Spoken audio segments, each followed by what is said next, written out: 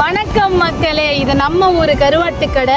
இப்போ நம்ம என்ன பார்க்க போறோம்னு பார்த்தீங்கன்னா, சிகப்பு இறாலை வச்சு என்னெல்லாம் பண்ணலாம் அப்படின்னு நான் உங்ககிட்ட சொல்ல போறேன்.